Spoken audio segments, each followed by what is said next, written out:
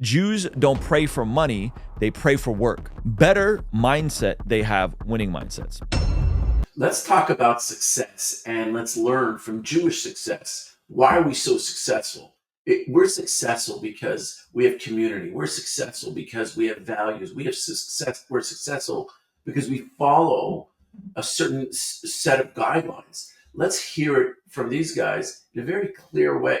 This is what I think. If I had to simplify this entire thing, is because of the scriptures, which to me is actually just a testament that the scriptures are true.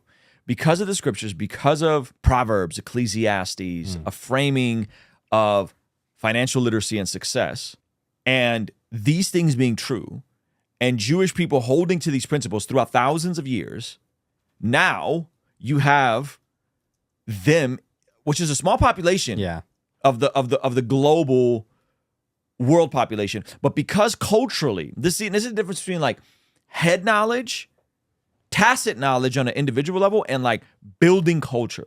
Because of culturally implementing God's ways for certain things, you always see Jewish people in positions of influence, success, and power, whether that's Hollywood, whether that's law, whether that's whatever. And so people think it's a conspiracy and they've all joined together. It's like, no, you don't understand that like they couldn't do anything else.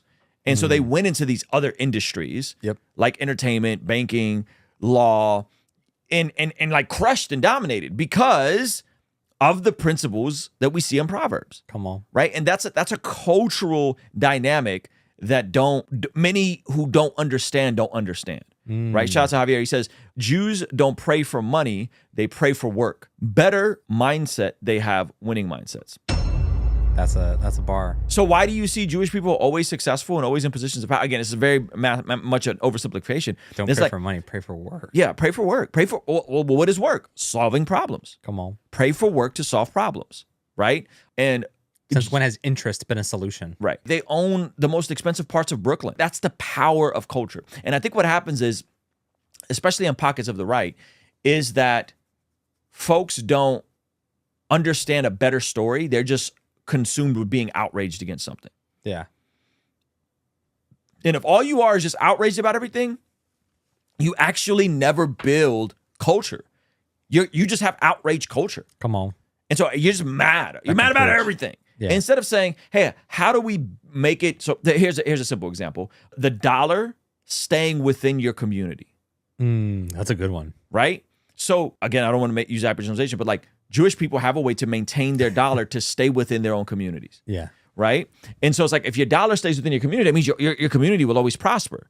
If you're always prioritizing doing business and commerce with people who are aligned towards your culture and your worldview, guess what? There'll always be a circulation of money within there. I'm going to start that embroidery business. And wait, what? No, that's like a practical sense. Like, I'm going to go to the Christian mechanic. I'm going to go to the Christian business owner. I'm going to go to people who share my values. The buddy that starts a screen printing business. Right. Yeah. I'm going to go to my buddy who has a silk screen business. So when you do that, you keep the dollar within the circulation of your own community versus you just spend money frivolously to pagans and people who don't care about you, your community, or your God. Yuck. And then you actually lose power that way, right? Yep. And again, these are all things that I just don't think folks care to understand. And so then when you see a group successful, you go, well, we're not successful like that. Therefore, they must be bad, and they must have a. It's like, no, you should look out for your own. Like, you should look out for your own. Yep. And so it's like, I think oftentimes Christians have a very toxic view about finances. They have a toxic view about success. They have a toxic view of business. And then they all wonder why we don't have the same circulation and resources and stability that other communities do. So when you don't understand that it's a cultural issue, then you look at successful cultures and you demonize and you blame them. And that's, I think in a nutshell, a very hyper-generalized, simplified version of, I think, why this is happening specifically with Israel. Yeah, so true. And I think the message also for people in general is, don't be jealous of other people. If you see somebody doing something that's successful, learn from them, ask them, get them to be your mentor.